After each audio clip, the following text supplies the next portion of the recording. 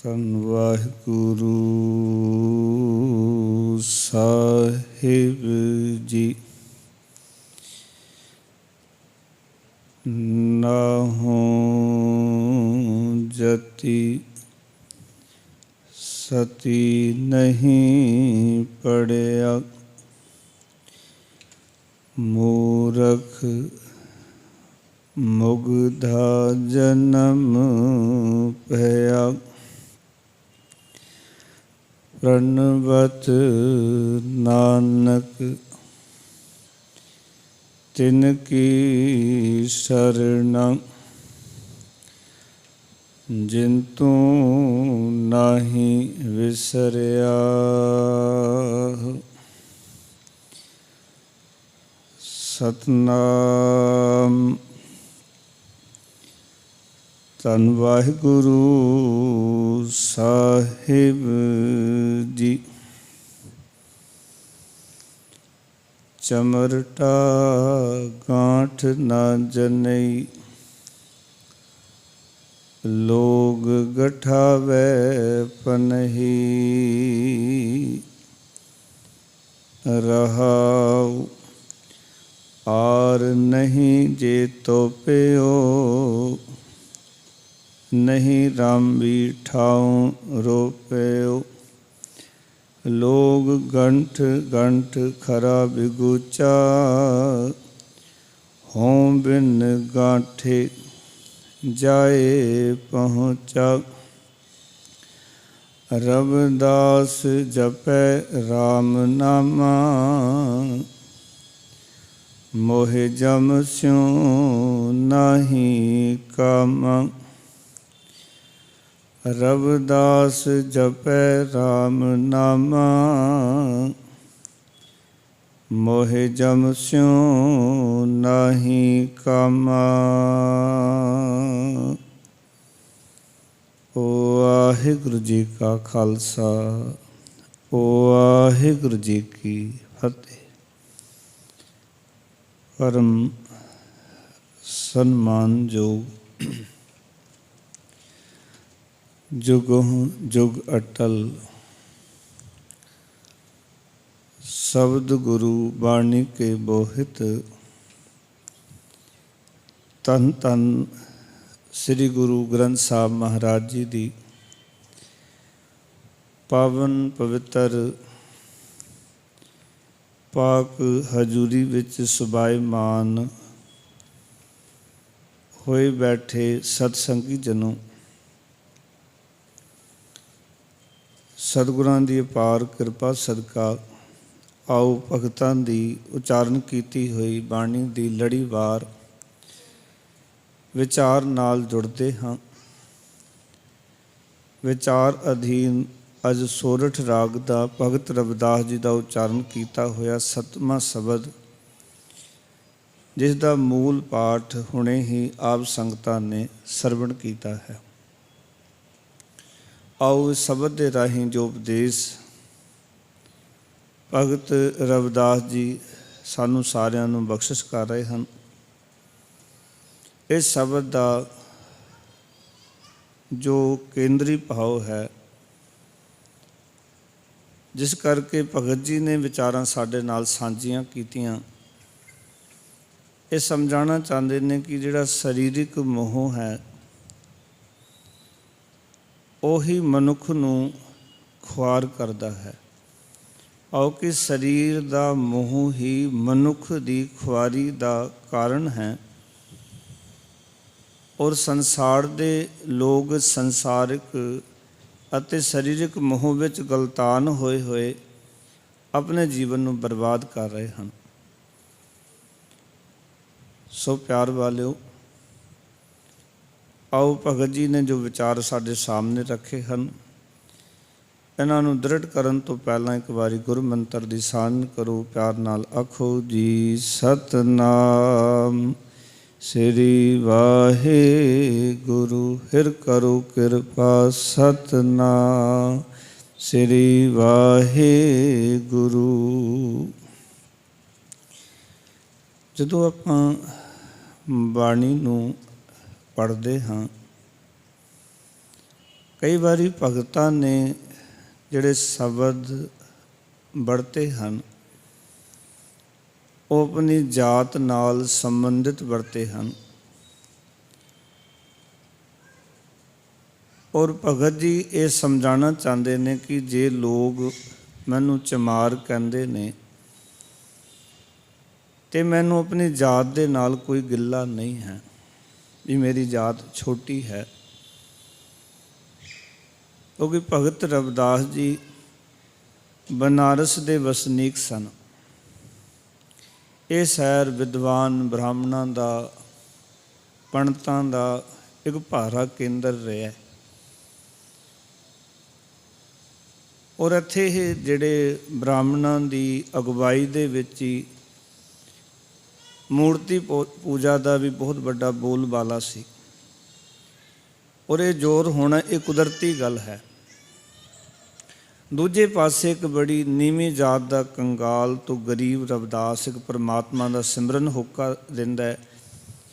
ਅਤੇ ਇਹ ਅਜੀਬ ਖੇਡ ਬਨਾਰਸ ਦੇ ਵਿੱਚ ਵਰਤ ਰਹੀ ਹੈ। ਇੱਕ ਪਾਸੇ ਉੱਚੀ ਜਾਤ ਦੇ ਲੋਕ ਨੇ ਜਿਹੜੇ ਲੋਕਾਂ ਨੂੰ ਮੂਰਤੀ ਪੂਜਾ ਦਾ ਹੋਕਾ ਦੇ ਕੇ ਔਰ ਮੂਰਤੀ ਦੀ ਆੜ ਦੇ ਵਿੱਚ ਆਪਣੀ ਰੋਟੀਆਂ ਦਾ ਹਿੱਲਾ ਵਸੀਲਾ ਕਰਦੇ ਆ।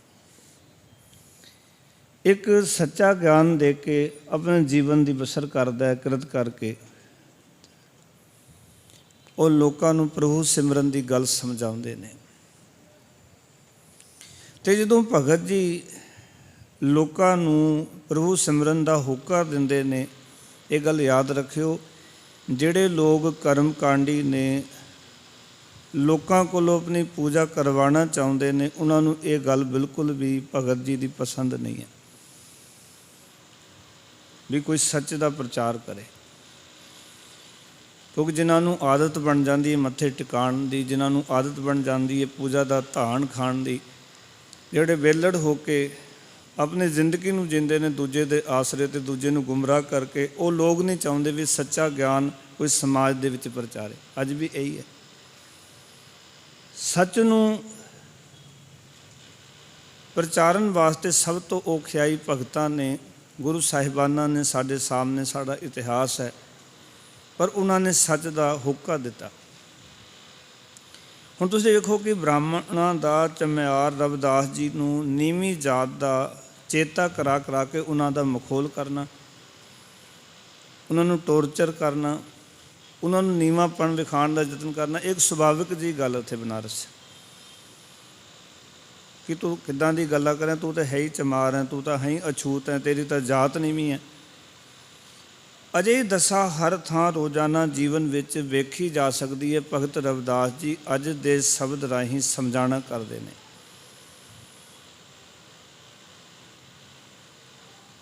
ਇਸ ਸੰਸਾਰ ਦੇ ਵਿੱਚ ਵਰਤਾਰਾ ਵਰਤ ਰਿਹਾ। ਇਸ ਕਰਕੇ ਭਗਤ ਰਵਿਦਾਸ ਜੀ ਲੋਕਾਂ ਦੇ ਉਸ ਮਖੌਲ ਦਾ ਉੱਤਰ ਇਸ ਸ਼ਬਦ ਰਾਹੀਂ ਦਿੰਦੇ ਨੇ। ਜਿਹੜੇ ਲੋਕ ਮਖੌਲ ਕਰਦੇ ਨੇ, ਉਹਨਾਂ ਦਾ ਮਜ਼ਾਕ ਉਡਾਉਂਦੇ ਨੇ, ਉਹਨਾਂ ਨੂੰ ਨੀਵੀਂ ਜਾਤ ਦਾ ਕਰਕੇ ਦੁਰਕਾਰਦੇ ਨੇ, ਅਤੇ ਉਹ ਇਸ ਸ਼ਬਦ ਦੇ ਰਾਹੀਂ ਉਹਨਾਂ ਨੂੰ ਜਵਾਬ ਦਿੰਦੇ ਆ। ਕਹਿੰਦੇ ਮੈਂ ਤਾਂ ਭਲਾ ਜਾਤ ਦਾ ਚਮਾਰ ਹਾਂ, ਮੇਰੀ ਤਾਂ ਜਾਤ ਹੀ ਚਮਾਰ ਹੈ, ਪਰ ਲੋਕ ਉੱਚੀਆਂ ਕੁਲਾਂ ਦਾ ਹੋ ਕੇ ਵੀ ਚਮਾਰ ਬਣੇ ਪਏ ਹਨ। ਮੈਂ ਤਾਂ ਚਲੋ ਕਹਿੰਦੇ ਜਾਤ ਦਾ ਹੀ ਚਮਿਆਰ ਹਾਂ, ਪਰ ਤੁਹਾਡੀ ਤਾਂ ਕੁਲਾਂ ਉੱਚੀਆਂ ਨੇ, ਤੁਹਾਡਾ ਤਾਂ ਜਨਮ ਬ੍ਰਾਹਮਣਾਂ ਦੇ ਘਰ ਵਿੱਚ ਹੋਇਆ ਹੈ, ਪਰ ਜਦੋਂ ਮੈਂ ਵੇਖਦਾ ਵੀ ਤੁਸੀਂ ਵੀ ਚਮਾਰ ਹੋ। ਚਮਾਰ ਦਾ ਅਰਥ ਹੁੰਦਾ ਜਿਹੜੇ ਚਮੜੇ ਨਾਲ ਜੁੜਿਆ ਹੈ। ਚਮੜਾ ਇਹ ਸਰੀਰ ਹੈ, ਜਿਹੜਾ ਕੇਵਲ ਸਰੀਰ ਦੇ ਨਾਲ ਜੁੜਿਆ ਹੋਇਆ, ਉਹ ਹਰ ਇੱਕ ਪ੍ਰਾਣੀ ਚਮਾਰ ਹੈ। ਇਹਦੇ ਚਮੜੇ ਦੇ ਨਾਲ ਜਿਹਨੇ ਮੋਹ ਪਾਇਆ ਹੋਇਆ, ਰੂਪ ਰੰਗ ਦੇ ਨਾਲ ਮੋਹ ਪਾਇਆ ਹੋਇਆ, ਹਰ ਇੱਕ ਬੰਦਾ ਚਮਾਰ ਹੈ। ਭਗਤ ਜੀ ਕਹਿੰਦੇ ਇਹ ਜਿਸਮ ਮਾਨੋ ਇੱਕ ਕਹਿੰਦੇ ਸਮਾਜ ਦੇ ਵਿੱਚ ਬਣਿਆ ਹੋਇਆ, ਇਸ ਤਰ੍ਹਾਂ ਦਾ ਸਮਾਜ ਉਸਰਿਆ ਹੋਇਆ। ਗਰੀਬ ਮਨੁੱਖ ਕੀ ਕਰਦਾ ਹੈ? ਭਗਤ ਜੀ ਸ਼ਬਦ ਵਿੱਚ ਸਮਝਾਉਣਾ ਚਾਹੁੰਦੇ ਨੇ ਕਿ ਉਹ ਬਾਰ-ਬਾਰ ਆਪਣੀ ਜੁੱਤੀ ਜਿਹੜੀ ਹੈ ਉਹ ਗੰਢਵਾਉਂਦਾ ਹੈ, ਕਿਉਂਕਿ ਉਹਦੇ ਕੋਲ ਗਰੀਬੀ ਹੈ, ਨਵੀਂ ਜੁੱਤੀ ਖਰੀਦ ਨਹੀਂ ਸਕਦਾ। ਇਸ ਕਰਕੇ ਉਹ ਪੁਰਾਤਨ ਸਮਾਂ ਕਿ ਜਦੋਂ ਅਮੀਰਾਂ ਕੋਲ ਵੀ ਕੋਈ ਇਤਨਾ ਪੈਸਾ ਹੋਣ ਤੋਂ ਬਾਅਦ ਵੀ ਬਹੁਤੀਆਂ ਜੁੱਤੀਆਂ ਨਹੀਂ ਸੀ ਖਰੀਦ ਸਕਦੇ, ਪਰ ਗਰੀਬ ਕੋਲ ਤਾਂ ਮੁਸ਼ਕਿਲ ਨਾਲ ਪੂਰਾ ਸਾਲ 2 ਸਾਲ ਵਾਸਤੇ ਕੋਈ ਜੁੱਤੀ ਹੁੰਦੀ ਸੀ। ਉਹ ਬਾਰ-ਬਾਰ ਉਹਨੂੰ ਗੰਢਾਉਂਦਾ ਸੀ, ਠੀਕ ਕਰਾ ਲੈਂਦਾ ਸੀ, ਟੁੱਟ ਜਾਂਦੀ ਸੀ ਫਿਰ ਠੀਕ ਕਰਾ ਲੈਂਦਾ ਸੀ। ਔਰ ਇਸ ਕਰਕੇ ਕਰਦਾ ਸੀ ਕਿ ਬਹੁਤਾ ਚਿਰੀ ਉਹ ਜੁੱਤੀ ਜਿਹੜੀ ਉਹ ਕੰਮ ਕਰ ਜਾਏ, ਕਿਉਂਕਿ ਗਰੀਬੀ ਇਤਨੇ ਪੈਸੇ ਹੈ ਨਹੀਂ ਜੋ ਬਾਰ-ਬਾਰ ਟੁੱਟਣ ਤੋਂ ਜੁੱਤੀ ਖਰੀਦੀ ਜਾ ਸਕੇ। ਭਾਵੇਂ ਅੱਜ ਅਸੀਂ ਵੇਖਦੇ ਹਾਂ ਕਿ ਜਦੋਂ ਆਪਾਂ ਆਲੇ ਦੁਆਲੇ ਵੇਖੀਏ, ਸੈਰਾਂ ਵਿੱਚ ਵੇਖੀਏ, ਇਹ ਬਹੁਤ ਘੱਟ ਲੋਕ ਨੇ ਜਿਹੜੇ ਕਿ ਜੁੱਤੀ ਨੂੰ ਗਣਾਉਣ ਵਾਸਤੇ ਜਾਂਦੇ ਹਨ। ਮੋਚੀ ਵੇਲੇ ਬੈਠੇ ਹੋਏ ਨੇ, ਬੰਦਾ ਕਹਿੰਦਾ ਛੱਡ ਪਰੇ ਹੋਰ ਲੈ ਕੇ ਆ ਜਾ, ਕਿਉਂਕਿ ਲੋਕਾਂ ਕੋਲ ਪੈਸਾ ਹੈ, ਮਾਇਆ ਹੈ। ਔਰ ਗਰੀਬ ਬੰਦਾ ਕੀ ਕਰਦਾ ਸੀ, ਉਸ ਜੁੱਤੀ ਦੇ ਨਾਲ ਹੀ ਆਪਣਾ ਗੁਜ਼ਾਰਾ ਕਰਦਾ ਸੀ। ਇਸ ਤਰ੍ਹਾਂ ਹੀ ਭਗਤ ਜੀ ਕਹਿੰਦੇ ਨੇ ਕਿ ਲੋਕ ਮਾਇਆ ਦੇ ਮੋਹ ਵਿੱਚ ਫਸੇ ਹੋਏ, ਕਹਿੰਦੇ ਨੇ ਭਾਵੇਂ ਉਹ ਉੱਚੀ ਕੁਲ ਦੇ ਨੇ, ਪਰ ਇਸ ਸਰੀਰ ਨੂੰ ਗਾਂਡੇ ਲਾਉਣ ਲਈ, ਇਸ ਸਰੀਰ ਨੂੰ ਜੋੜਨ ਵਾਸਤੇ ਦਿਨ ਰਾਤ ਇਸ ਦੀ ਪਾਲਣਾ ਵਿੱਚ ਜੁਟੇ ਰਹਿੰਦੇ ਹਨ। ਭਾਵੇਂ ਇਸ ਦੇ ਮੋਹ ਵਿੱਚ ਗਲਤਾਨ ਰਹਿੰਦੇ ਹਨ। ਇਸ ਤਨ ਦੇ ਖੁਰਾਕ ਲਈ ਆਹਾਰ ਲੱਭਣ ਵਾਸਤੇ ਬਹੁਤ ਸਾਰੇ ਗਲਤ ਕੰਮ ਕਰਦੇ ਹਨ। ਇਸ ਸ਼ਬਦ ਦੇ ਰਾਹੀਂ ਇਹ ਸਮਝਾਉਣਾ ਚਾਹੁੰਦੇ ਨੇ ਭਗਤ ਜੀ, ਕਿਉਂਕਿ ਮਾਇਆ ਗ੍ਰਸਤ ਜਿਹੜੇ ਲੋਕ ਨੇ ਉਹ ਜੀਵ ਸਰੀਰ ਨੂੰ ਸਦਾ ਚੰਗੀਆਂ ਖੁਰਾਕਾਂ, ਚੰਗੀਆਂ ਪੁਸ਼ਾਕਾਂ, ਚੰਗੀਆਂ ਦਵਾਈਆਂ ਦੇ ਗਾਂਡੇ ਤੋਪੇ ਲਾਉਂਦੇ ਰਹਿੰਦੇ ਹਨ, ਭਾਵ ਕਿ ਉਸ ਨੂੰ ਇਸ ਤਰੀਕੇ ਦੇ ਨਾਲ ਸਰੀਰ ਨੂੰ ਸੰਭਾਲ ਕੇ ਰੱਖਦੇ ਹਨ। ਉਹ ਕੇਵਲ ਸਰੀਰ ਦੇ ਇਸ ਮਮਤਾ ਵਿੱਚ ਹੀ ਖਚਿਤ ਰਹਿੰਦੇ ਹਨ। ਜੀਵਨ ਦੇ ਵਿੱਚ ਸ਼ੁਭ ਗੁਣ ਹਨ ਨਹੀਂ ਹਨ, ਚੰਗਿਆਈਆਂ ਹਨ ਕਿ ਨਹੀਂ ਹਨ, ਪਰ ਮਨੁੱਖ ਜਿਹੜੇ ਨੇ ਤਕਰੀਬਨ ਉਹ ਬਾਹਰ ਦੀ ਸਜਾਵਟ ਦੇ ਵਿੱਚ ਲੱਗੇ ਹੋਏ ਨੇ। ਭਗਤ ਜੀ ਕਹਿੰਦੇ ਬਾਹਰ ਦੀ ਸਜਾਵਟ ਨੇ ਕੀ ਕਰਨਾ, ਜੇ ਅੰਦਰਲਾ ਸੋਨਾ ਨਹੀਂ ਬਣਿਆ, ਅੰਦਰਲਾ ਪਰਮਾਤਮਾ ਦੀ ਯਾਦ ਨਾਲ ਜੁੜ ਕੇ, ਪ੍ਰਭੂ ਨਾਲ ਜੁੜ ਕੇ ਉਸ ਰੱਬ ਦਾ ਰੂਪ ਨਹੀਂ ਹੋਇਆ ਗਿਆ, ਤੇ ਇਸ ਦਾ ਕੀ ਲਾਭ ਹੈ।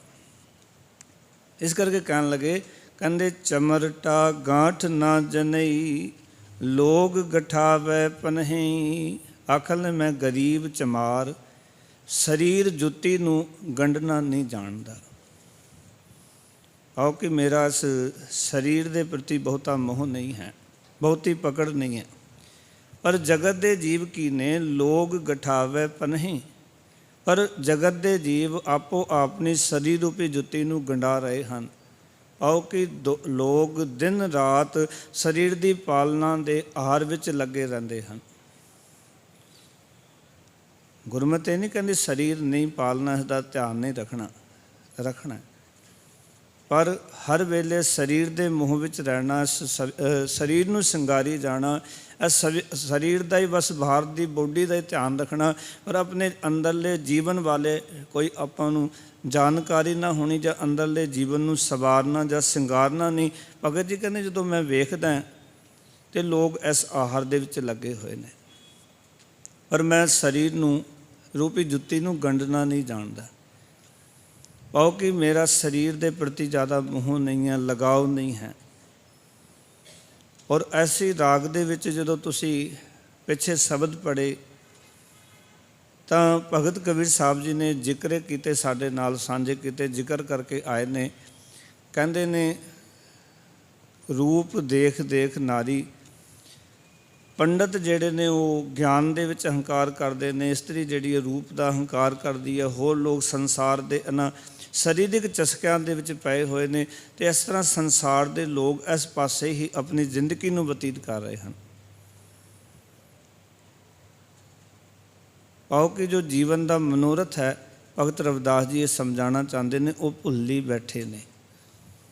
ਇਹ ਗੱਲ ਭੁੱਲੀ ਗਈ ਲੋਕਾਂ ਨੂੰ ਕਿ ਭਈ ਪ੍ਰਾਪਤ ਮਾਨੁਖ ਦੇ ਹੁਰੀਆ, ਗੋਬਿੰਦ ਮਿਲਣ ਕੀ ਇਹ ਤੇਰੀ ਬਰੀਆ। ਰੱਬ ਨੂੰ ਮਿਲਾਪ ਦੀ ਇਹ ਵਾਰੀ ਹੈ, ਇਹ ਮੌਕਾ ਮਿਲਿਆ ਹੈ।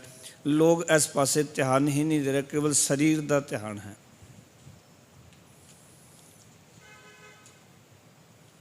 ਔਰ ਜੇ ਕੇਵਲ ਸਰੀਰ ਦਾ ਹੀ ਧਿਆਨ ਹੈ ਤਾਂ ਸੱਚ ਜਾਣਨਾ, ਫਿਰ ਮਨੁੱਖ ਸਰੀਰ ਵਾਸਤੇ ਹੀ ਯਤਨ ਕਰਦਾ ਹੈ। ਔਰ ਸਰੀਰ ਵਾਸਤੇ ਕੀਤੇ ਹੋਏ ਯਤਨ ਜਿਤਨੇ ਮਰਜ਼ੀ ਮਨੁੱਖ ਯਤਨ ਕਰ ਲਵੇ, ਜਿਸ ਦਿਨ ਅਕਾਲ ਪੁਰਖ ਵਾਹਿਗੁਰੂ ਦੀ ਖੇਡ ਵਰਤਣੀ ਹੈ, ਜਿਸ ਤਨ ਦੇ ਆਹਾਰ ਵਿੱਚ ਮਨੁੱਖ ਸੁੰਦਰ ਪੁਸ਼ਾਕਾਂ, ਚੰਗੀਆਂ ਤੋਂ ਚੰਗੀ ਖੁਰਾਕ ਅਤੇ ਦਵਾਈਆਂ ਆਦਿ ਮਨੁੱਖ ਇਸ ਸਰੀਰ ਦੇ ਵਾਸਤੇ ਇਕੱਠੀਆਂ ਕਰਦਾ ਹੈ, ਪਰ ਜਿਸ ਨਾਲ ਅਕਾਲ ਪੁਰਖ ਵਾਹਿਗੁਰੂ ਦਾ ਸੱਦਾ ਆ ਜਾਂਦਾ ਹੈ। ਅਤੇ ਭਗਤ ਬਾਬਾ ਸ਼ੇਖ ਫਰੀਦ ਜੀ ਕਹਿੰਦੇ ਨੇ, ਮਲਕਲ ਮੌਤ ਜਾਂ ਆਵਸੀ ਸਭ ਦਰਵਾਜ਼ੇ ਭੰਨ। ਜਦੋਂ ਮੌਤ ਆਉਂਦੀ ਨਾ ਸਾਰੇ ਦਰਵਾਜ਼ੇ ਤੋੜ ਦਿੰਦੀ ਹੈ। ਫਿਰ ਨਾ ਚੰਗੀਆਂ ਖੁਰਾਕਾਂ ਕਿਤੇ ਕੰਮ ਆਉਂਦੀਆਂ, ਨਾ ਹੀ ਚੰਗੀ ਮੈਡੀਸਨ ਕਿਤੇ ਕੰਮ ਆਉਂਦੀ ਹੈ। ਜਿਹੜਾ ਬੰਦਾ ਅਹੰਕਾਰ ਕਰਦਾ ਵੀ ਮੇਰੇ ਕੋਲ ਪੈਸੇ ਨੇ, ਮੈਂ ਚੰਗੀ ਮੈਡੀਸਨ ਖਰੀਦ ਸਕਦਾ ਹੈ, ਕਈ ਵਾਰੀ ਮਨੁੱਖ ਨੂੰ ਇਸ ਗੱਲ ਦਾ ਹੀ ਹੰਕਾਰ ਹੁੰਦਾ ਹੈ, ਕਈ ਵਾਰੀ ਭੁੱਲ ਹੀ ਜਾਂਦਾ ਇਸ ਗੱਲ ਨੂੰ ਵੀ ਸਮਾਂ ਆਉਣ 'ਤੇ ਕੋਈ ਜ਼ਰੂਰੀ ਨਹੀਂ ਵੀ ਜਿਹੜੇ ਕੋਲ ਤੇਰੇ ਕੋਲ ਧਨ ਹੈ, ਇਹ ਧਨ ਨੇ ਤੇਰਾ ਸਾਥ ਦੇ ਕੇ ਤੇਰੇ ਤਨ ਨੂੰ ਬਚਾ ਲੈਣਾ। ਭਾਵੇਂ ਕਈ ਵਾਰੀ ਬੰਦੇ ਨੂੰ ਲੱਗਦਾ ਇੱਦਾਂ ਹੈ ਕਿ ਮੇਰੇ ਕੋਲ ਬਹੁਤਾ ਪੈਸਾ ਹੋਏਗਾ, ਧਨ ਪਦਾਰਥ ਹੋਣਗੇ ਤਾਂ ਮੈਂ ਉਸ ਧਨ ਦੇ ਆਸਰੇ 'ਤੇ ਸਰੀਰ ਨੂੰ ਬਚਾ ਸਕਾਂਗਾ। ਔਰ ਪਿਛਲੇ ਸਮੇਂ ਵਿੱਚ ਅਸੀਂ ਕਰੋਨਾ ਕਾਲ ਵਿੱਚ ਇਹ ਸਾਰੀਆਂ ਚੀਜ਼ਾਂ ਦੇਖੀਆਂ ਕਿ ਜਦੋਂ ਅਰਬੋਂ ਖਰਬੋਪਤੀ ਲੋਕ ਸੰਸਾਰ ਨੂੰ ਅਲਵਿਦਾ ਕਹਿ ਕੇ ਚਲੇ ਗਏ, ਪੂਰੇ ਪਰਿਵਾਰ ਇੱਥੋਂ ਚਲੇ ਗਏ। ਉਹਨਾਂ ਦਾ ਧਨ, ਉਹਨਾਂ ਦਾ ਇਹ ਗੁਮਾਨ ਕਿ ਸਾਡੇ ਕੋਲ ਪੈਸਾ ਹੈ, ਸਾਡੇ ਕੋਲ ਕੀਮਤੀ ਤੇ ਕੀਮਤੀ ਡਾਕਟਰ ਕੋਲ ਇਲਾਜ ਕਰਨ ਵਾਸਤੇ 4 ਪੈਸੇ ਹੈਗੇ ਨੇ, ਸਾਨੂੰ ਪਰਵਾਹ ਕਰਨ ਦੀ ਲੋੜ ਨਹੀਂ। ਜਿਹੜੇ ਕਹਿੰਦੇ ਸਨ ਨਾ ਵੀ ਸਾਨੂੰ ਪਰਵਾਹ ਕਰਨ ਦੀ ਲੋੜ ਨਹੀਂ, ਗੁਰਮਤਿ ਨੇ ਇਹ ਵਿਚਾਰਾਂ ਸਾਡੇ ਸਾਹਮਣੇ ਰੱਖੀਆਂ ਨੇ। ਇਸ ਕਰਕੇ ਸਭ ਤੋਂ ਜ਼ਿਆਦਾ ਜੇ ਕਿਤੇ ਲੋੜ ਹੈ ਤੇ ਜਿੱਥੇ ਬਾਹਰੋਂ ਧਨ ਪਦਾਰਥ ਸਰੀਰ ਦੀ ਲੋੜ ਹੈ, ਉੱਥੇ ਸਾਨੂੰ ਆਤਮਿਕ ਕੌਨਫੀਡੈਂਸ ਵਧਾਉਣ ਵਾਸਤੇ, ਆਤਮ ਬਲ ਵਧਾਉਣ ਵਾਸਤੇ ਸਾਨੂੰ ਪਰਮੇਸ਼ਰ ਦੀ ਬੰਦਗੀ ਦੀ ਲੋੜ ਹੈ, ਜੋ ਸਾਨੂੰ ਚੜ੍ਹਦੀ ਕਲਾ 'ਚ ਰੱਖ ਸਕਦੀ ਹੈ। ਔਰ ਡਾਕਟਰਾਂ ਨਾਲ ਕਈ ਵਾਰੀ ਦਾਸ ਨੇ ਪਿੱਛੇ ਹੁਣ ਗੱਲ ਕੀਤੀ, ਜਿਹੜੇ ਡਾਕਟਰ ਕਰੋਨਾ ਕਾਲ ਦੇ ਵਿੱਚ ਲੋਕਾਂ ਦਾ ਇਲਾਜ ਕਰਦੇ ਰਹੇ, ਅਤੇ ਕਈ ਵਾਰੀ ਬੈਠ ਕੇ ਪੁੱਛੀਦਾ ਵੀ ਇਤਨੀਆਂ ਡੈਥਾਂ ਦਾ ਕਾਰਨ ਕੀ ਹੋਇਆ, ਕਿ ਸੱਚੀ ਮੁੱਚੀ ਕਰੋਨਾ ਇਤਨਾ ਹਾਵੀ ਸੀ, ਵੀ ਇਤਨੀ ਡੈਥਾਂ ਹੋ ਗਈ, ਇੰਨੇ ਲੋਕ ਮਰ ਗਏ। ਕਹਿੰਦੇ ਨਹੀਂ, ਕਰੋਨਾ ਦਾ ਕੋਈ ਜ਼ਿਆਦਾ ਵੱਡਾ ਕੰਮ ਨਹੀਂ ਸੀ, ਸਭ ਤੋਂ ਵੱਡਾ ਕੰਮ ਸੀ ਕਿ ਉਹ ਆਪਣਾ ਦਿਲ ਛੱਡ ਬੈਠੇ ਸਨ। ਅਸੀਂ ਨਹੀਂ ਬਚ ਸਕਦੇ ਕਿਉਂਕਿ ਉਹਨਾਂ ਕੋਲ ਗੁਰਮਤਿ ਦਾ ਗਿਆਨ ਨਹੀਂ ਸੀ, ਉਹਨਾਂ ਕੋਲ ਸਿਮਰਨ ਨਹੀਂ ਸੀ, ਉਹਨਾਂ ਕੋਲ ਸੱਚ ਨਹੀਂ ਸੀ। ਉਹ ਇਹ ਗੱਲ ਭੁੱਲ ਹੀ ਗਏ ਸਨ ਕਿ ਅਸੀਂ ਹੁਣ ਬਚ ਸਕਦੇ। ਉਹਨਾਂ ਨੇ ਬਸ ਇਹ ਸੋਚ ਲਿਆ ਵੀ ਹੁਣ ਅਸੀਂ ਮਰਨਾ ਹੀ ਹੈ। ਔਰ ਬਹੁਤੀਆਂ ਡੈਥਾਂ ਡਰ ਕੇ ਹੋਈਆਂ ਹਨ। ਜਦੋਂ ਕਿਸੇ ਨੇ ਸੁਣਿਆ ਤੈਨੂੰ ਕਰੋਨਾ ਹੋ ਗਿਆ, ਅਤੇ ਕਈ ਵਾਰ ਤਾਂ ਸੁਣ ਕੇ ਲੋਕ ਜਿਹੜੇ ਨੇ ਉਹਨਾਂ ਨੂੰ ਅਟੈਕ ਹੋ ਗਏ ਵੀ ਸਾਨੂੰ ਕਰੋਨਾ ਆ ਗਿਆ, ਹੁਣ ਤਾਂ ਅਸੀਂ ਰਹਿਣਾ ਨਹੀਂ। ਇਸ ਕਰਕੇ ਕੁਝ ਚੀਜ਼ਾਂ ਜਿਹੜੀਆਂ ਉਹ ਅੱਜ ਸਮਝਣ ਵਾਲੀਆਂ, ਭਗਤ ਰਵਿਦਾਸ ਜੀ ਕਹਿੰਦੇ ਲੋਕ ਪਰ ਮੈਂ ਦੇਖਦਾ ਹਾਂ ਕਿ ਉਹ ਦਿਨ ਰਾਤ ਸਰੀਰ ਦੇ ਪਾਲਣਾ ਦੇ ਆਹਾਰ ਵਿੱਚ ਲੱਗੇ ਰਹਿੰਦੇ ਹਨ। ਭਾਵ ਕਿ ਬਾਹਰ ਦੀਆਂ ਖੁਰਾਕਾਂ, ਬਾਹਰ ਦੇ ਸਾਧਨ ਜੁਟਾਉਂਦੇ ਰਹਿੰਦੇ ਹਨ, ਪਰ ਅੰਦਰੋਂ ਨਾਮ ਬਾਣੀ ਦਾ ਆਸਰਾ ਲੈ ਕੇ ਆਪਣੇ ਅੰਦਰਲੇ ਇਸ ਮਨ ਨੂੰ ਸਟਰੋਂਗ ਨਹੀਂ ਬਣਾਉਂਦੇ।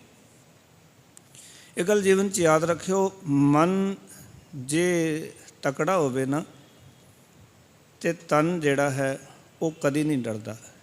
ਬੜੇ ਪਿਆਰੇ ਬਚਨ ਨੇ ਭਗਤ ਕਬੀਰ ਸਾਹਿਬ ਹੁਣਾਂ ਦੇ, ਕਹਿੰਦੇ ਨੇ ਮਨ ਨਾ ਡਿਗੈ ਤਨ ਕਾਹੇ ਕੋ ਡਰਾਏ, ਚਰਨ ਕਮਲ ਚਿਤ ਰਹੋ ਸਮਾਏ। ਜੇ ਸਾਡਾ ਮਨ ਨਹੀਂ ਡਿੱਗਦਾ ਤੇ ਤਨ ਨੂੰ ਕੌਣ ਡਰਾ ਸਕਦਾ? ਸਭ ਤੋਂ ਪਹਿਲਾਂ ਸਾਡਾ ਮਨੋਬਲ ਗਿਰਦਾ ਹੈ ਨਾ। ਸਾਡਾ ਮਨ ਡਰ ਜਾਂਦਾ ਤੇ ਸਾਡਾ ਤਨ ਵੀ ਡਰ ਜਾਂਦਾ। ਇਸ ਕਰਕੇ ਬਾਹਰਲੇ ਬਹੁਤੇ ਸਾਧਨ ਮਨੁੱਖ ਦੇ ਕੰਮ ਨਹੀਂ ਆਉਂਦੇ, ਭਗਤ ਜੀ ਕਹਿੰਦੇ ਨੇ, ਪਰ ਲੋਕ ਐਸਾ ਕੁਝ ਕਰ ਰਹੇ ਨੇ। ਫਿਰ ਕਹਿਣ ਲੱਗੇ ਆਰ ਨਹੀਂ ਜੇ ਤੋਪਿਓ, ਨਹੀਂ ਰਾਮਬੀ ਠਾਉ ਰੋਪਿਓ। ਆਖਣ ਲੱਗੇ ਭਗਤ ਜੀ ਕਿ ਮੇਰੇ ਪਾਸ ਆਰ ਨਹੀਂ ਹੈ। ਆਰ ਕਹਿ ਸਕਦੇ ਸੂਈ ਜਿਹੜੀ ਹੁੰਦੀ ਹੈ, ਜਿਹੜੇ ਕਿ ਜੁੱਤੀਆਂ ਨੂੰ ਗਣਦੀ ਹੈ, ਧਾਗਾ ਜਿਹਦੇ ਵਿੱਚ ਪਾਇਆ ਜਾਂਦਾ, ਉਹਨੂੰ ਕਹਿੰਦੇ ਆਰ। ਕਹਿੰਦੇ ਕਿ ਮੇਰੇ ਕੋਲ ਆਰ ਨਹੀਂ ਹੈ, ਭਾਵ ਕਿ ਮੈਂ ਜੁੱਤੀ ਨੂੰ ਤਰੋਪੇ ਲਾਵਾਂ। ਭਾਵ ਕਹਿਣ ਦਾ ਮਕਸਦ ਹੈ ਮੇਰੇ ਅੰਦਰ ਮੋਹ ਦੀ ਖਿੱਚ ਨਹੀਂ ਹੈ, ਭਾਵ ਸਰੀਰ ਦਾ ਮੈਨੂੰ ਮੋਹ ਨਹੀਂ ਹੈ ਕਿ ਮੇਰੀ ਜਿਹੜੀ ਇਹ ਸੁਰਤ ਹੈ ਇਹ ਸਰੀਰ ਤੱਕ ਹੀ ਟਿਕੀ ਰਹੇ। ਬਹੁਤੀ ਸਾਡੀ ਸੁਰਤ ਨਾ ਸਰੀਰ ਤੱਕ ਟਿਕੀ ਹੋਈ ਹੈ, ਕਿਉਂਕਿ ਸਰੀਰ ਦਾ ਬਹੁਤਾ ਮੋਹ ਹੈ। ਇਸ ਸਰੀਰ ਨੂੰ ਕਿਸੇ ਤਰੀਕੇ ਨਾਲ ਬਚਾ ਲਈਏ। ਬੜੇ ਲੋਕ ਨੇ, ਮੈਂ ਕਈ ਵਾਰੀ ਬੇਨਤੀ ਕਰਦਾ ਹੁੰਦਾ ਵੀ ਅਸੀਂ ਸਰੀਰ ਨੂੰ ਬਚਾਉਣ ਦਾ ਯਤਨ ਕਰਦੇ ਹਾਂ। ਜਿਹੜੇ ਕੰਮ ਅਸੀਂ ਖੁਦ ਕਰ ਸਕਦੇ ਹਾਂ, ਆਪਣੇ ਸਰੀਰ ਨੂੰ ਠੀਕ ਰੱਖ ਸਕਦੇ ਹਾਂ, ਅਸੀਂ 4 ਪੈਸੇ ਆਉਣ ਤੋਂ ਬਾਅਦ ਕੀ ਕਰਦੇ ਹਾਂ ਕਿ ਅਸੀਂ ਸਾਰੇ ਕੰਮਾਂ ਵਾਸਤੇ ਬਾਈਆਂ ਰੱਖ ਲਈਆਂ, ਨੌਕਰ ਚਾਕਰ ਰੱਖ ਲਏ, ਪਰ ਆਪਣੇ ਸਰੀਰ ਨੂੰ ਅਸੀਂ ਇਸ ਪ੍ਰਸਤੀ ਜਾਂ ਆਰਾਮ ਵਾਸਤੇ ਰੱਖ ਲਿਆ ਵੀ ਸ਼ਾਇਦ ਇਸ ਨੂੰ ਜਿਤਨਾ ਆਰਾਮ ਨਾਲ ਰੱਖਾਂਗੇ, ਜਿੰਨਾ ਆਰਾਮ ਅਤੇ ਰੈਸਟ ਮਿਲੇਗਾ, ਸਰੀਰ ਠੀਕ ਰਹੇਗਾ। ਪਰ ਗੁਰਮਤਿ ਕਹਿੰਦੀ ਉਤਨਾ ਹੀ ਇਹ ਬਿਮਾਰ ਹੁੰਦਾ। ਅੱਜ ਬਿਮਾਰੀਆਂ ਦੇ ਘਰ ਸਭ ਤੋਂ ਜ਼ਿਆਦਾ ਜੇ ਦੇਖਦੇ ਹਾਂ ਤਾਂ ਸ਼ਹਿਰਾਂ ਵਿੱਚ ਇਤਨੀਆਂ ਬਿਮਾਰੀਆਂ ਕਿਉਂ ਨੇ? ਕਿਉਂਕਿ ਉਹਦਾ ਕਾਰਨ ਇਹ ਹੈ ਕਿ 4 ਪੈਸੇ ਆ ਗਏ, हर एक सुविधा घर विच है तो लोग की करते हैं तो उस अपने शरीर नूं वरतते नहीं हैं। ये शरीर मालिक ने बरतन वास्ते दिता है, पर शरीर का मूँह है। शरीर दे विच लिस्कारा किते घट ना जाए, साडी खूबसूरती किते खुंज ना जाए, असीं काम करांगे। ये नहीं पता, गुरमत कहती है कि जितना उद्यम करेगा शरीर तो ये शरीर उतना ही ठीक रहिंदा है। अज साडा पसीना बाहर नहीं आउंदा क्योंकि असीं घर एसी विच, गड्डी च एसी, किते होर जाने उत्थे एसियां ने। घर दे विच कोई ऐसा काम नहीं करते जिहदे नाल असीं उद्यमी होकर अपने शरीर नूं वर्जिश करा सकीए। उंज साडे कोल समा नहीं है। भगत जी कहना चाहते कि मेरे कोल वो हुण आर ही नहीं है जो मैं जुत्ती नूं त्रोपे लावां, पर मेरे अंदर मोह की खिच नहीं है कि मेरी सुरत शरीर दे विच टिकी रहे, भी बस मैं शरीर का ख्याल रखना है। रब दे प्यारिਆਂ ने अपने शरीर का ख्याल नहीं रखा, शरीर नूं चंगी तरीके दे नाल कार विहार दे विच लाया, कम दे विच लाया। इस शरीर नूं कम तो नहीं बचाना चाहिए, सगों जितना वध काम करांगे, जितने हार्ड वर्कर होवांगे, सच जानना उतने असी अपने आप नूं अरोग रख सकते हाँ, चढ़दी कला विच रख सकते हाँ। अज देखो ना, कई बारी वेखीदा है क्योंकि समाज च विचरदियां होया कई बारी नौजवान बच्चे आ जाते हैं 20-20, 22 साल की उम्र, तो कई बार कहते भी महाराज की सवारी असी घर लैके जानी, मैं तुहाडे कोलों नहीं जानी। कहते नहीं जी, असी तुर के लैके जानी। सानू पता है भी अज बच्चों के विच शरीर है नहीं है, पर कहेंगे नहीं मैं 22 सालों का, मैं तकड़ा, मैं क्यों नहीं। हुण 4 कदम अजे पौड़ियाँ उतरते हैं, उहदे कोल सवारी नहीं जाती महाराज दी। घर तक तो की लैके जानी है, उत्थे ही वो ढह ढेरी हो जाता है। फिर पुछी तो तू तो कहता सी मैं 22 सालों का नौजवान हाँ, क्योंकि साढ़े कोल ना वो खुराक है, ना शरीर की वो वर्जिश है, ना असी अपने शरीर के उस तरीके दे नाल इसनूं संभालिया है। क्योंकि अंदर दी सावधानी जां अंदर दी सुरत दा टिकाओ, प्रभु नाल जुड़ी हुई सुरत जिहड़ी है वो तन नूं सही जीवन जाच दिंदी है, या तन नूं बीमारियां तो, दुखां तो, विकारां तो बचा के रखदी है। कई बारी तां संसार दीयां सुविधावां करके असीं विकारी हो जांदे हां, वो विकार ही साडे शरीर नूं कमज़ोर कर दिंदे ने। उपरों देखांगे तो शरीर बड़ा तकड़ा नज़र आउंदा है, बड़ा मजबूत नज़र आउंदा है, पर महाराज कहते देखता सी किते ध्यान मार के, काम क्रोध काया को गल है, जो कंचन सुहागा टल है। काम ते क्रोध तेरी काया नूं गाल रहे हैं, तेरी काया तो कमज़ोर हो रही है। ताई तो बाबा फरीद जी ने कहा, फरीदा बुरे दा भला कर, गुस्सा मन ना हंडाए, देही रोग ना लगे, पल्ले सब कुछ पाए। हुण जदों बंदा गुस्सा करदा है, किस नूं डंडा ते नहीं मारिया, चपेड़ ते नहीं मारी, पर अंदर अंदर गुस्से दे विच अपने तन नूं साड़ रहा है, क्योंकि अंदर गुस्सा चढ़िया होया, क्रोध चढ़िया होया। इस करके इन्हां चीज़ों का खास ख्याल जीवन च रखना चाहिए। भगत जी कहते मैं हुण शरीर का मोह ही छड़ दिता, भी शरीर नूं बचाना। कोई देखो ना समाज विच कोई काम कहो बच्चों नूं, बच्चे एक तो दूजे नूं कह दिंदे भी तुसीं कर लो, असीं शरीर नूं बचाना चाहते कामां तो नहीं। ये शरीर तो जितना कम लै लीए, ये मिट्टी है। सियाणे कहने मिट्टी नूं जितना ज़्यादा बा लीए ना, उतनी चंगी उपज होंदी है। असीं मिट्टी नूं बचा के रखना चाहुंदे, जो कि मिट्टी का कोई भरोसा नहीं कदों मिट्टी साडे कोल खो जाए। इस करके भगत जी कहते मैं शरीर का मोह त्याग दिता, मेरी हुण सुरत है शरीर के आहार विच नहीं लगती। क्योंकि हर वेले शरीर का ख्याल नहीं मैं रखता, जिवें संसार के लोग रखते हैं, जां भगत जी बनारस रहंदे ने, ब्राह्मणों नूं वेखदे ने कि होर माया इकट्ठी कर लो, लोगों नूं धोखे दे दे के लोगों नूं मूर्ख बना के बड़ा धन इकट्ठा किया होया सी। भगत जी उस परथाए शब्द विच समझाना चाहते हैं कि मैं इस तरह बहुती माया इकट्ठी नहीं करता इस वास्ते, तुसीं इकट्ठी करी जांदे हो, लोगों नूं धोखा दे के गुमराह करके करी जाओ।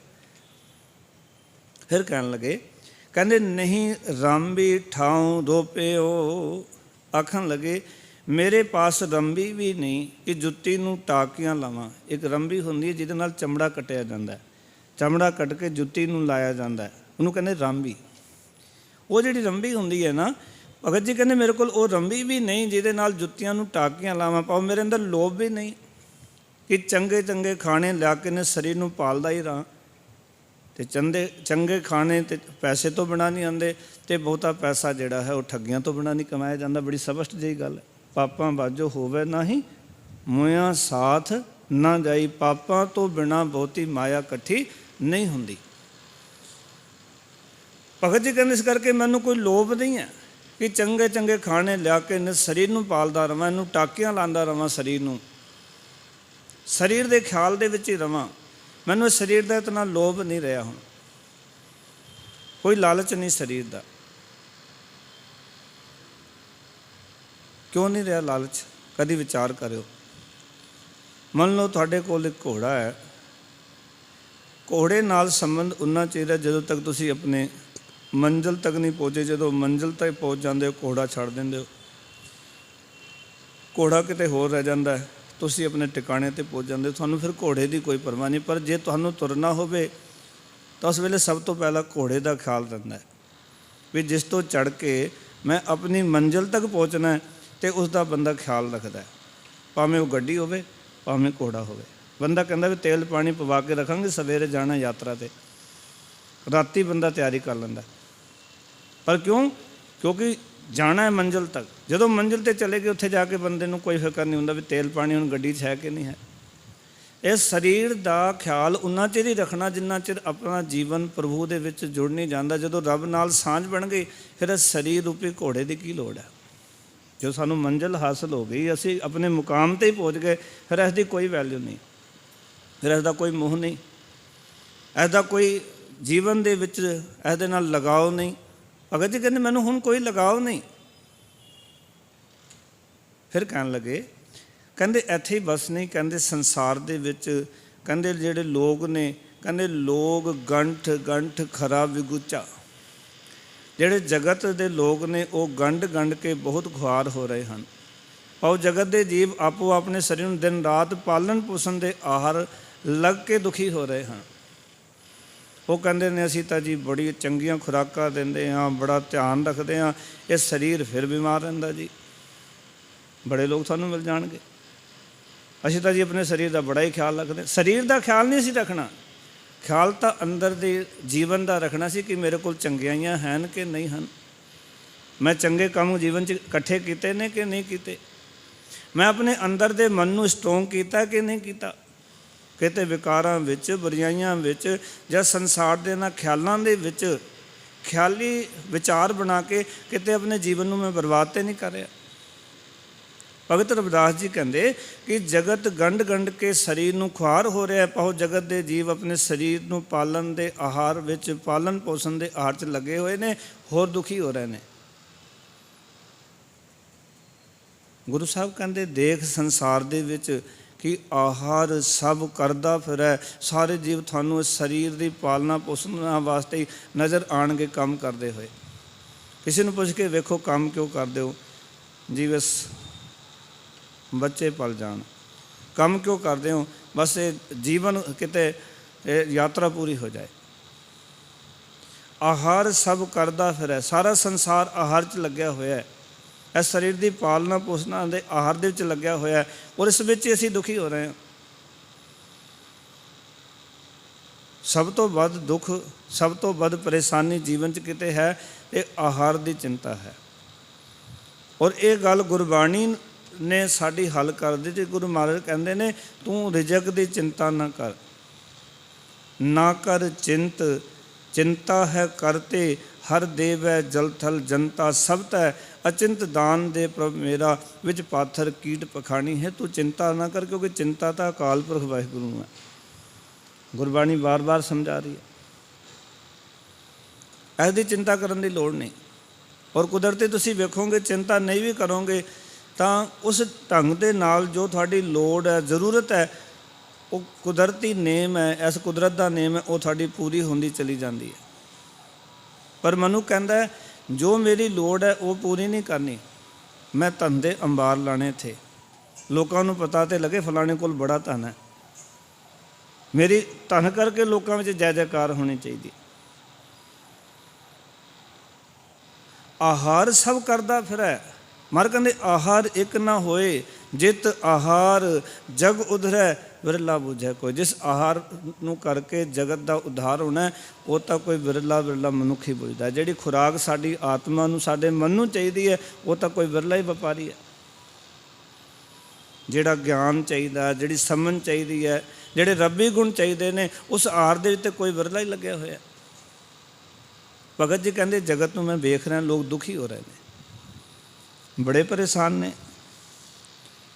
ਇਹ ਮਨੁੱਖੀ ਹਾਲਤ ਹੈ। ਜਿਵੇਂ ਕਿ ਭਗਤ ਰਵਿਦਾਸ ਜੀ ਨੇ ਪਿੱਛੇ ਬਚਨ ਕੀਤੇ, ਕਹਿੰਦੇ ਨੇ ਇੱਕ ਰਾਜਾ ਜਿਵੇਂ ਤਖਤ 'ਤੇ ਬੈਠਾ ਨਾ, ਨਰਪਤ ਏਕ ਸਿੰਘਾਸਨ ਸੋਇਆ, ਸੁਪਨੇ ਪਿਆ ਭਿਖਾਰੀ। ਸੁਪਨੇ ਵਿੱਚ ਕਹਿੰਦੇ ਭਿਖਾਰੀ ਹੋ ਗਿਆ, ਰਾਜ ਤਖਤ 'ਤੇ ਬੈਠਾ ਸੀ, ਕਿਤੇ ਨੀਂਦ ਆ ਗਈ, ਸੁਪਨਾ ਆਇਆ, ਸੁਪਨੇ 'ਚ ਦੇਖਦਾ ਭਿਖਾਰੀ ਹੋ ਗਿਆ, ਤੇ ਕਹਿੰਦੇ ਬੜਾ ਦੁਖੀ ਹੁੰਦਾ ਹੈ।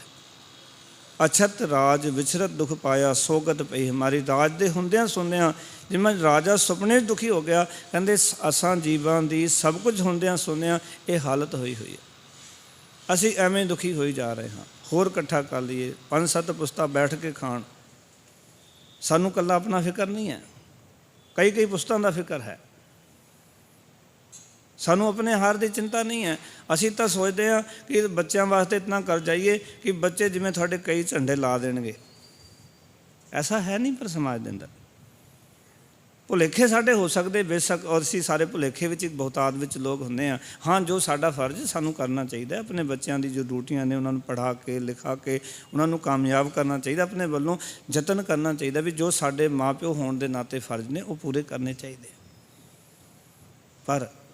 ਪਰ ਜੇ ਆਪਾਂ ਸੋਚੀਏ ਵੀ ਇਸ ਢੰਗ ਦੇ ਨਾਲ ਆਪਾਂ ਸੁਖੀ ਹੋਵਾਂਗੇ ਕਿ ਬੱਚਿਆਂ ਨੂੰ ਇਤਨੀ ਸਹੂਲਤਾਂ ਦੇ ਦਈਏ, ਸੁਵਿਧਾਵਾਂ ਦੇ ਦਈਏ ਕਿ ਬੱਚੇ ਸਾਡੀ ਜੈ ਜੈਕਾਰ ਕਰਨਗੇ, ਫਿਰ ਇਹ ਸਾਡਾ ਭੁਲੇਖਾ ਹੈ। ਇਸ ਕਰਕੇ ਸੰਸਾਰ ਦੇ ਜੀਵ ਆਹਾਰ ਕਰਕੇ ਇਸ ਸਰੀਰ ਦੇ ਨਾਲ ਜੁੜ ਕੇ ਦੁਖੀ ਹੋ ਰਹੇ ਹਨ। ਜੋ ਸਰੀਰ ਦਾ ਆਹਾਰ ਦੇ ਵਿੱਚ ਇਸ ਦੀ ਪਾਲਣਾ ਪੋਸ਼ਣਾ ਦੇ ਵਿੱਚ ਲੱਗੇ ਰਹਿੰਦੇ ਹਨ, ਉਹ ਬਾਹਰ ਦੀ ਖੁਰਾਕ ਇਕੱਠੀ ਕਰਦੇ ਨੇ, ਭਾਵੇਂ ਠੱਗੀਆਂ ਮਾਰ ਕੇ ਕਰਨ। ਇਹ ਉਪਦੇਸ਼ ਭਗਤ ਰਵਿਦਾਸ ਜੀ ਉਹਨਾਂ ਲੋਕਾਂ ਨੂੰ ਦੇ ਰਹੇ ਸਨ ਜਿਹੜੇ ਕਿ ਬਨਾਰਸ ਵਿੱਚ ਬ੍ਰਾਹਮਣ ਲੋਕ ਰਹਿੰਦੇ ਸਨ, ਜਿਹੜੇ ਲੋਕ ਉੱਥੇ ਲੋਕਾਂ ਨੂੰ ਠੱਗਦੇ ਸਨ, ਝੂਠ ਬੋਲਦੇ ਸਨ, ਡਰਾਵੇ ਦਿੰਦੇ ਸਨ, ਤੁਹਾਨੂੰ ਨਰਕ ਮਿਲ ਜਾਏਗਾ, ਤੁਸੀਂ ਦਾਨ ਕਰੋਗੇ ਤਾਂ ਸਵਰਗ ਮਿਲ ਜਾਏਗਾ। ਔਰ ਅੱਜ ਵੀ ਇਹ ਕੁਝ ਚੱਲਦਾ। ਧਾਰਮਿਕ ਸਥਾਨਾਂ 'ਤੇ, ਗੁਰਦੁਆਰਿਆਂ 'ਚ ਵੀ ਕਈ ਥਾਵਾਂ 'ਤੇ ਚੱਲਦਾ, ਮੈਂ ਦੇਖਦਾ। ਐਵੇਂ ਲੋਕਾਂ ਨੂੰ ਡਰਾਈ ਜਾਣਾ ਬੇਮਤਲਬ ਦੇ ਵਿੱਚ। ਪਿੱਛੇ ਇੱਕ ਪਰਿਵਾਰ ਇੱਥੇ ਹਰੀਨਗਰ ਤੋਂ ਹਰਿਦੁਆਰ ਚਲਾ ਗਿਆ, ਕਿਤੇ ਇੱਥੇ ਉਠਾਲਾ ਕਰਕੇ ਗਏ ਸਨ, ਅਤੇ ਉਹਨਾਂ ਨੇ ਕਿਹਾ ਵੀ ਅਸੀਂ ਗੁਰਦੁਆਰੇ ਉਠਾਲਾ ਕੀਤਾ। ਸਹਿਜਧਾਰੀ ਪਰਿਵਾਰ ਸੀ, ਅਤੇ ਪੰਡਤ ਜੀ ਔਖੇ ਹੋ ਗਏ। ਹਰਿਦੁਆਰ ਗਏ, ਪੰਡਤ ਜੀ ਨੂੰ ਦੱਸੀ ਗੱਲ, ਉਹ ਔਖੇ ਹੋ ਗਏ। ਕਹਿੰਦੇ ਤੁਹਾਡੇ ਬਜ਼ੁਰਗ ਦੀ ਮੁਕਤੀ ਕੋਈ ਨਹੀਂ ਹੋਣੀ, ਤੁਸੀਂ ਫੁੱਲ ਬਾਤ ਤਾਰਨ ਆਏ ਹੋ, ਪਹਿਲਾਂ ਉਠਾਲਾ ਕਰ ਲਿਆ, ਤੁਸੀਂ ਡਰਾਤਾ ਚੰਗਾ। ਹੁਣ ਇੱਕ ਬੰਦਾ, ਉਹ ਕਈ ਵਾਰੀ ਉਹ ਗੁਰਦੁਆਰੇ ਆਉਂਦੇ ਨੇ ਇੱਥੇ, ਉਹਨਾਂ ਨੂੰ ਥੋੜ੍ਹੀ ਗੁਰਮਤਿ ਦੀ ਸੋਝੀ ਸੀ, ਅਤੇ ਉਹ ਵੀ ਨਾਲ ਗਏ ਹੋਏ ਸਨ, ਅਤੇ ਉਹ ਪਹਿਲਾਂ ਸੁਣਦੇ ਰਹੇ ਸਾਰੀ ਗੱਲਾਂ। ਅਤੇ ਹੁਣ ਜਦੋਂ ਗੱਲਾਂ ਹੋ ਗਈਆਂ ਪਰਿਵਾਰ ਦੇ ਉੱਤੇ, ਪੰਡਤ ਜੀ ਬੜੇ ਲੋਹੇ ਲਾਖੇ ਹੋਏ, ਬੜੇ ਗਰਮ ਹੋ ਗਏ।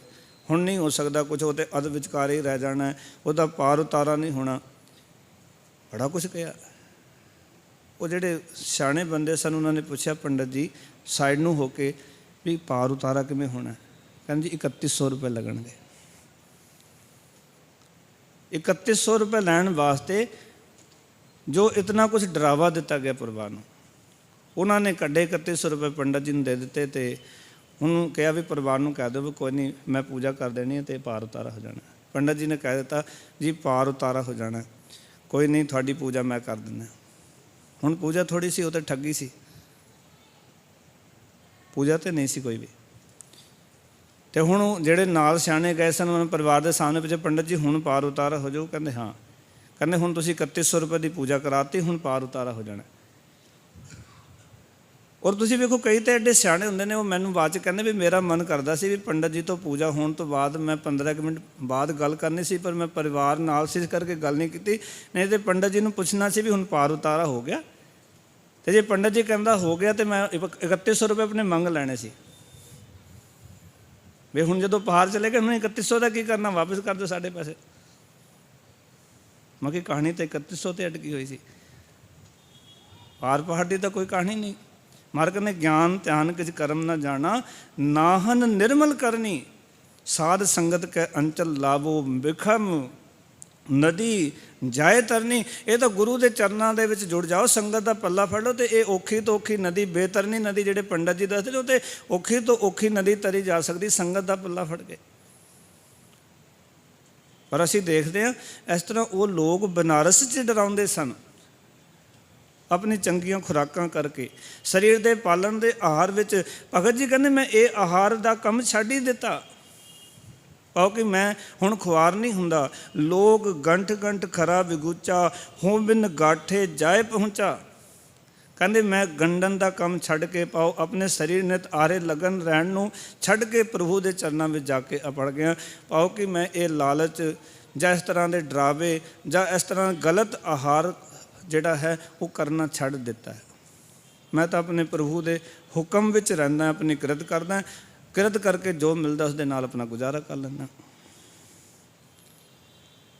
ਜੋ ਕਿਰਤ ਕਰਕੇ ਮਿਲ ਜਾਂਦਾ ਹੈ। ਇਸ ਕਰਕੇ ਗੁਰੂ ਪਿਆਰ ਵਾਲਿਓ, ਸਾਨੂੰ ਇਹ ਜੀਵਨ 'ਚ ਸਿੱਖਣਾ ਚਾਹੀਦਾ ਹੈ ਕਿ ਜੋ ਸਾਡੇ ਫਰਜ਼ ਨੇ ਆਪਾਂ ਕਿਰਤ ਕਰਨੀ ਹੈ। ਪਰ ਸਰੀਰ ਦੇ ਇਸ ਚਿੰਤਾ ਵਿੱਚ ਔਰ ਇਸ ਤਰ੍ਹਾਂ ਦੇ ਠੱਗੀ ਠੋਰੀ ਕਰਕੇ ਇਕੱਠੇ ਕੀਤੇ ਪਦਾਰਥਾਂ ਦੇ ਵਿੱਚੋਂ ਸਾਡਾ ਭਲਾ ਨਹੀਂ ਹੋਣਾ। ਭਗਤ ਕਬੀਰ ਸਾਹਿਬ ਕਹਿੰਦੇ ਬਹੁ ਪਰਪੰਚ ਕਰ ਪਰਧਨ ਲਿਆਵੇ, ਸੁਤ ਦਾਰਾ ਪੈ ਆਨ ਲੁਟਾਵੇ, ਮਨ ਮੇਰੇ ਭੂਲੇ ਕਪਟ ਨਾ ਕੀਜੈ, ਅੰਤ ਨਿਵੇਰਾ ਤੇਰੇ ਜੀ ਪੈ ਲੀਜੈ, ਛਿਨ ਛਿਨ ਤਨ ਛੀਜੈ, ਜਰਾ ਜਨਾਵੇ ਤਬ ਤੇਰੀ ਓਗ ਕੋਈ ਪਾਣਿਓ ਨਾ ਪਾਵੇ, ਕਹਿ ਕਬੀਰ ਕੋਈ ਨਹੀਂ ਤੇਰਾ, ਹਿਰਦੈ ਰਾਮ ਕੀ ਨਾ ਜਪੈ ਸਵੇਰਾ। ਤੂੰ ਪਰਮਾਤਮਾ ਦਾ ਨਾਮ ਜਪਿਆ ਕਰ, ਕੋਈ ਤੇਰਾ ਨਹੀਂ, ਜਿਸ ਕਰਕੇ ਤੂੰ ਇਹ ਧਨ ਪਦਾਰਥ ਇਕੱਠੇ ਕਰ ਰਿਹਾ ਔਰ ਦੁਖੀ ਹੋ ਰਿਹਾ। ਹੋਰ ਇਕੱਠਾ ਕਰ ਲਵਾਂ, ਅੱਜ ਘੱਟ ਰਹਿ ਗਿਆ। ਅਸੀਂ ਦੁਖੀ ਹੁੰਦੇ ਹਾਂ ਨਾ, ਕਿਤਨੇ ਕਲਬ ਜਾਂਦੇ ਅਸੀਂ, ਅੱਜ ਕੋਈ ਮੋਟਾ ਹੱਥ ਨਹੀਂ ਲੱਗਿਆ। ਸੰਸਾਰ ਦੇ ਵਿੱਚ ਦੇਖਦੇ ਅਸੀਂ ਲੋਕਾਂ ਨੂੰ। ਗੁਰਬਾਣੀ ਸਾਨੂੰ ਜਿਹੜੀ ਗੱਲ ਸਮਝਾ ਰਹੀ। ਫਿਰ ਭਗਤ ਜੀ ਕਹਿੰਦੇ ਨੇ, ਕਹਿੰਦੇ ਹੋਂ ਬਿਨ ਗਾਠੇ ਜਾਏ ਪਹੁੰਚਾ। ਮੈਂ ਹੁਣ ਕਹਿੰਦੇ ਇਹ ਗੰਢਣ ਦਾ ਕੰਮ ਛੱਡ ਕੇ ਪਾਓ, ਆਪਣੇ ਸਰੀਰ ਦੇ ਨਿਤ ਆਹਾਰ ਲੱਗੇ ਰਹਿਣ ਨੂੰ ਛੱਡ ਕੇ ਪਾਓ, ਕਿ ਇਸ ਦੀ ਚਿੰਤਾ ਛੱਡ ਕੇ, ਸਰੀਰ ਦੀ ਚਿੰਤਾ, ਕੰਮ ਨਹੀਂ ਛੱਡਿਆ ਉਹਨਾਂ ਨੇ, ਸਰੀਰ ਦੀ ਚਿੰਤਾ ਛੱਡ ਦਿੱਤੀ। ਤੇ ਕਹਿੰਦੇ ਮੈਂ ਪ੍ਰਭੂ ਚਰਨਾਂ ਵਿੱਚ ਅਪੜ ਗਿਆ ਹਾਂ, ਮੈਂ ਪਹੁੰਚ ਗਿਆ ਵਾਹਿਗੁਰੂ ਜੀ ਦੇ ਚਰਨਾਂ ਤੱਕ। ਰਵਿਦਾਸ ਜਪੈ ਰਾਮ ਨਾਮਾ। ਰਵਿਦਾਸ ਹੁਣ ਪਰਮਾਤਮਾ ਦਾ ਨਾਮ ਸਿਮਰਦਾ ਹੈ ਤੇ ਸਰੀਰ ਦਾ ਮੋਹ ਛੱਡ ਬੈਠਾ ਹੈ, ਤੇ ਮੋਹ ਜਮਸੋ ਨਾਹੀ ਕਾਮਾ। ਕਹਿੰਦੇ ਨੇ ਇਸ ਵਾਸਤੇ ਮੈਂ ਰਵਿਦਾਸ ਨੂੰ ਜਮਾਂ ਨਾਲ ਕੋਈ ਵਾਸਤਾ ਨਹੀਂ ਰਹਿ ਗਿਆ। ਕਿਉਂ? ਕਿਉਂਕਿ ਹੁਣ ਮੇਰਾ ਜੀਵਨ ਸੁਰਖਰੂ ਹੋ ਗਿਆ। ਜਮ ਪਾਓ ਦੁੱਖ, ਜਮ ਪਾਓ ਕੀਤੇ ਹੋਏ ਕਰਮਾਂ ਦਾ ਜੋ ਸਾਨੂੰ ਫਲ ਦਿੰਦੇ ਨੇ, ਸਜ਼ਾ ਦੇਣ ਵਾਲੇ। ਜਦੋਂ ਅਸੀਂ ਗਲਤ ਕੰਮ ਛੱਡ ਹੀ ਦਿੱਤੇ ਤੇ ਸਜ਼ਾ ਕਿਹੜੀ ਗੱਲ ਦੀ ਹੈ, ਡਰ ਕਿਹੜੀ ਗੱਲ ਦਾ ਹੈ? ਕਿਉਂਕਿ ਗੁਰਬਾਣੀ ਕਹਿੰਦੀ ਹੈ ਸੋ ਡਰੈ ਜੇ ਪਾਪ ਕਮਾਉਂਦਾ ਧਰਮੀ ਵਿਕਸੇਤ। ਉਹ ਡਰਦਾ ਜਿਹੜਾ ਪਾਪ ਕਰਦਾ, ਜਿਹੜਾ ਧਰਮ ਕਰਦਾ, ਉਹ ਪ੍ਰਸੰਨ ਰਹਿੰਦਾ ਹੈ।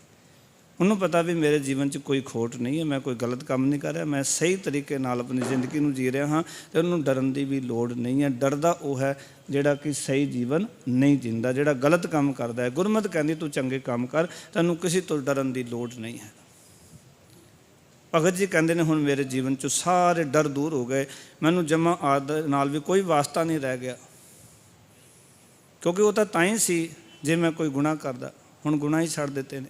ਪੁਲਿਸ ਦਾ ਡਰ ਕਿਹਨੂੰ ਹੈ? ਜਿਹੜਾ ਗੁਨਾਹਗਾਰ ਹੈ, ਇਹਨੇ ਚੋਰੀ ਕੀਤੀ ਹੈ, ਕੋਈ ਠੱਗੀ ਮਾਰੀ ਹੈ, ਕੋਈ ਧੋਖਾ ਦਿੱਤਾ ਹੈ, ਕੋਈ ਗਲਤ ਕੰਮ ਕੀਤਾ। ਪਰ ਜਿਹੜਾ ਸੁਰਖਰੂ ਹੈ ਤੇ ਉਹ ਉਹਨਾਂ ਕੋਲੋਂ ਡਰਦਾ ਨਹੀਂ।